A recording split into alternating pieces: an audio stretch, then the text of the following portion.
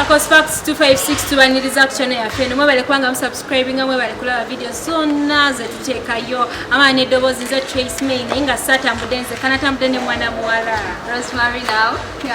jagala mbere nga bategeza abasamu esimbi be ba higher level travel agency kusawo ne tebayina oba kye batambuza kusawo eno tulambule obera galolambulako na ba higher level osobola okugenda Facebook page yawe nobera ngoyogerako nabo nomanya ku page bitwatwadde Facebook page yawe eri higher level travel agency oba WhatsApp ne mumanya ebyenteeseganya ebya sente enamba 0788751454 nenga ye owaka makeup bamuyita Rita Nuts osobola musanga ku Facebook kwa Coastal Rita Nuts akoleka makeup akalungi oyagala ka bridal ka birthday ka introduction ka anniversary for nas olokwanti akakola ko nambala naye tugenda batandika ne stories wanamanga mpitirivu nenga stories ekulembedde yasanyu ya Vink baby ya sokuba nti yafunye emotoka mu ngeri yokuba nti yazaala omwana daddy baby tata w'omwana nagamba wankole wadde teyajjanga mulenzi yajjanga muwala naye nga cocco wakikola namugamba mami omwana no yasabye emotoka kati tulinze embaga wemugamba nti buno omukuzaala n'okufuna embuto mulimu eddako ani kasifunye olubuto mu Kanyarwanda kenge skies webale kola mulimu kw'amaanyi ogwo si mwangu era nga yetwogerera ssaawa za leero beba ambasada ba mukwano kampuni ekola plastic kampuni ekola ebikopo kampuni emanyikiddwa ani Kansimba yandibadde agamba nti kantulewo nzekka because the brand it's my name it's Anne Kansimba waliwo abuuzizza mbu ye Chazanibeki yazaala naye tewali kyeyalabye okujjako kumulwanira ntalo ekirago kyeyafunamu naye nga Anne Kansimba yetwogerera yabadde ku birthday baby shower era nga kwakulembeddwamu abayimbi ab'enjawulo okwabadde Shiba netwebuze Shiba ogenda kuzi baby shower z'abantu gwozaala yabagamba tajja kukola byabaganda abazaala 15 kubanga yakulembedde ku front line yandibaddeko tugamba nti Shiba mukwano gwa Kansimba. They have been friends for a period of time. Mikwano era zolabanga emikolo gyatugamba oba baba yatasamba nekoleka pati Kansimba yaliyo kati omunenya naye nga Anne Kansimba we congratulate you as well mwebale kutuuka ku sayino kubanga okuzaala bakuyita kutya abaganda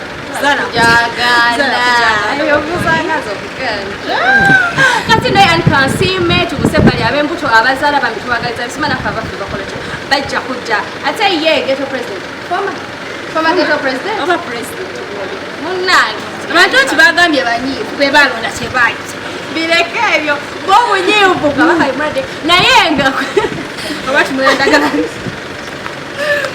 naye nga ye former president wa ghetto oba ghetto president muyite Robert Kyagulanyi MP w'ekyadondo yakyali omumanyira ja ate bemmotoka lwakwa waliwo abeddiza owa ghetto president abo tetubamanyi batumanyi ogu naye byemmotoka byatabuse emmotoka gye batugamba mbu eri bullet proof emmotoka ebuka mpanga emmotoka egiza abantu 2 ebivulu tugenda bikolera ng'omwo mbwere olwo naye yagamba nze simanyi lusungu naye kyemanyi bullet proof tutegeeza mmotoka ya Bobi Wine emmotoka twajaniriza emmotoka gye twagendeka mwoca netwoza polisi yavaayo nesaba bagitwale wa ku UN balabe empapula zaayo yayingira time Uganda nga bo bagamba naye ng'ebyuma bikyalimu kubanga eruddeyo naye era nga teri mu bad condition naye polisi yavaayo negamba tebamanyi motoka gye yayita balaba bulabi bifaananyi ku social media balaba motoka kamwoca tebagamba yali bantu bali balumirirwa safety y'omukulu ate wano mu Uganda ali mu nsi ani agenda omuhaminga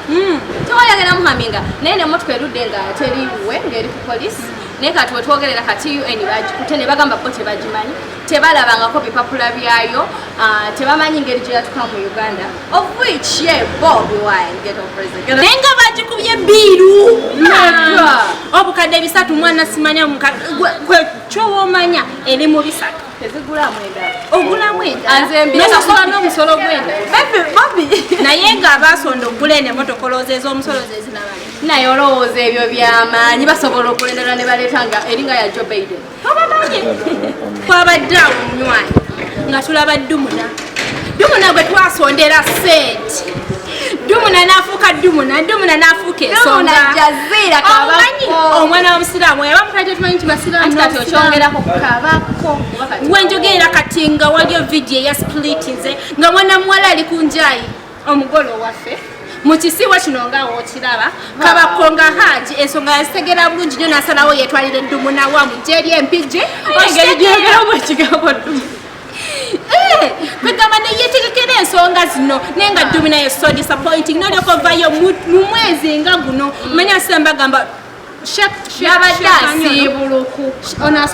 omulombi w'edduwa owenansa sikitegera owoza asimanyanga Sheikh Umar yavudde nagamba abasiraamu tulina bangi abalina emizezo enjawulo abanywa omwenge naye nga mwezi nga guno babikkirira kulira bikijaga waliwo eyita eno waliwo eyita mugweno nga muwamu efubutukawo mulimu abajinywa ne experience eyitako mu matu mu nnyindo ne mu maaso yega kino ne experience nga nno musanyufu muzibu naye nga akanyiriro kayina kalaga yakava mu wedding naye nga omukulu kabakagamba everyone has their past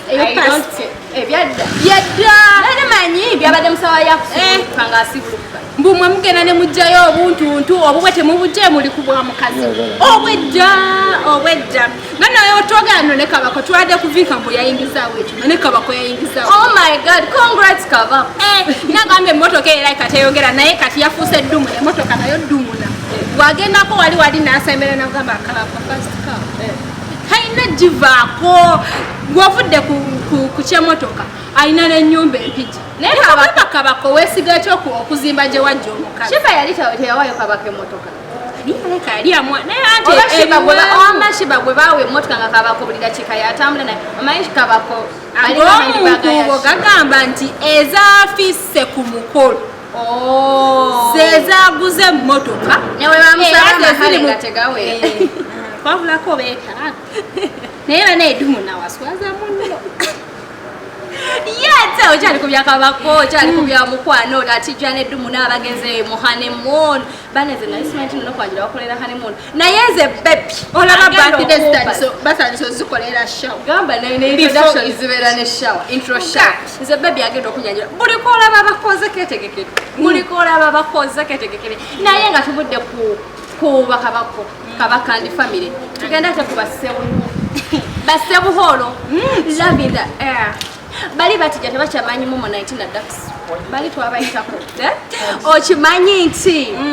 bannange nze sebunya byogera okukola okimanyi nti Rema bamutuka bidi tenatuuka naye bagenze mu kupu birthday getawo tenava nange guno omukwano yatereyo nagamba I didn't know I was praying for family naye mukama Allah ng'alina kyategekedde omwana nga n'omubiri okulaba bwebalinga abatasiiba yatijjisa basiiba munange oba nkola kujimba namuza atandika okukola kujimba badokita babakkiriza oba nejemi akasweta waliwo abagambye bukarema mayanga waliwo n'omulala eyakirani naye nga ye Rema naye abantu temu era mubuzeeyo ke munoonya mbu bakati akagatto bakati wetwogerera ku ssaawa eno Rema Hamza ali Dubai Rema Hamza Amal Yazala munange yabadde tamanyi yave nalowooza bagenda yagambye I thought I was going me my husband plus our ama olira twagenza otuuka every nam London plus my mother-in-law my sisters-in-law with their kids they surprised me ayakoze kati kyennemunyisiza nti ate gwe basurprise yabadde akulembera like she knew that they were going out like they were going to Dubai naye she didn't expect to see the family there kabakitegedde manyi abamu balowooza nti yaabwe ekolera obuntu nga surprise nedda okugjako keyakoze nga gamacoka ama by the way talking about Amal okimanyi twadde tulowooza mbu Amal yagenze waddali kumulabako fenna akafaananyi ne kayitinga naye tugamba bambi bamujjukidde agenze alabe ku kitaawo omwagala omu ati kubanga ne gyazunga dda Daddy Kenzo kaana kambanda agenda sigala nga ye taata waani wamalu kati ne wabeera ne Sebunya pakati tatifuka Sebunya jafuka Sebunya ku mwana we naye okimanyi bali banoonya confirmation mbuba ogende bweru kubipapula ebyo bagiyita consent letter era eva kwa ku musajja azaala omwana ng'alina okgenda n'akola ki n'agifuna kati banayi ne bagamba bannange mubeereeko fejja naye twetaaga tusanyukire kani ano Kenzo si musajja mubi kuba abakuba musajja bayirawoze kino kankisindikire Rema ne Amal kale rem okusingira ddala amata avangayo na complaining anti dadi wasinga kwagala mayi because mumuma access y'omwana we okitegeera kati olaba yatuuse n'omulaba nga just agenza kukima consent letter just to allow her go abroad banange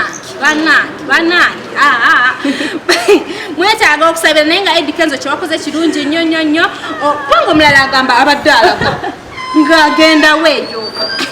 bwetwogenda mbasayiningiddwa record labels ez'enjawulo togane ku mwala Lady Jasmine yasayiningiddwa abampaka records naye nga afaafagana okumala ebbanga nga talina CEO naye natuludde nga tulaba yakola ne Drekali nga oluyimba lwa mpaka nti mpaka records nga yerikoze naye era tetuli so surprise naye ate Felista nti twaleke tukisumira ate about Felista let us send greetings to Justin kuba Justin yavumbula Facebook ate tukamanyi kakasika tu we wish you all the best Lady Jasmine Felista mwena abasayiningiddwa new labels making sure mujja bye mu expecting nabo babajjambye baba expecting Tracy, do you remember twali tukulanga batugamba waliwo omukazi era nga kusomero wero participating bagamba tusitwalira banga nzikulu do you remember her nga bagamba duka nnyo osinga nzikulu nawo berenga ye naye kati omulabako si yoli nzikulu yavudde mukazi watu n'abakonga naye kubira ku mulanga n'agamba nakolera Uganda ekintu kya naye nzikulu yavuddeyo naye kubira mulanga n'agamba naye mukama Katonda inse president we nadduka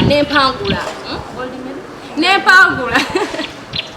president yansuubiza ebintu bingi ebyenjawulo naye emyaka giyise siina kyenalete ate kino kitegeeza nti bonna ba athlete nti we babeera babasuubiza kitegeeza babeera tebakola ki kuba olaba nzikulu omukadde kati bano bakipulo kipulo 0 kipulo ya naye bagolola nga mubatwalidde no nabo babanja Golola is complaining obugi takyabulawo obwesepiki enamba mu kulemeza eggwanga babasuubiza ebintu ebyenjawulo tebabifuna naye ate Golola is kind of different kuba nti ye already afuniddeko ne fame tuve mu byogamba nti kiki naye Golola olaba alina TV zakolako okulanga omwenjawulo Golola Vixen oba bamuzimbira n'ennyumba naye ate ye nzikulu omanyi ogamba kankolere kino ensi yange abantu ng'abo ba athlete ba Miss Uganda abavayo abasambi b'omupiira ababeera bakikolera ki ensi zaffe so if you decide to appreciate them please do temubikola naye nga nzikulu tumugamba nti omuntu eyakusuubiza akyali ate akyali mu kuyinza mutuukirire. The reason why I have come here is to cry to His Excellency for my pledges which was made in 2005 after winning World Championship, then also Commonwealth Games. One was the job, second was building the house, then third was giving a card as a transport for your training, then fourth was giving you a token for your Jewish appreciation. So out of all this, which is fulfilled is the house, which is now in Arua. Then second was for the job, which is already done. Then third one was education. I received State House scholarship for education. Crying to His Excellency is because the house was being handed over to me by Government Chief Whip Ruth Nankabula. I received this house without a land title, only just a letter for occupation. Up to now, I still have that letter of occupation, and this letter is still there in the district, in the municipal council, and then a copy to Golf Course Committee, then a copy to Land Board. It is not yet, it is, the house is not planned. It needs replanning. My neighbors, they need access road, but they don't have access road. Now problem is the same land needs to be divided. Ngolaba bawa abantu abatalina kye bakoze nga bazibanje kati atuono nzikulu nenga tubatumiddeko nnyo mukole abakola kati babanja tebagenda kuweebwa n'olw'ensonga eyo tugenda bade tusukkawo waneno amanya gange bade Trace May nga nkujjukiza trip eya high level 2 and travel agency nga omwezi ogw'omusanvu enaku z'omwezi mwenda 10 bagenda mu bifo byanjawulo baga kula ku bijujulu oyagala kwewugira kwega kuba ku bifaananyi ebinyirira wekwate high level 2 and travel agency basange ku Facebook page yawe bakozesa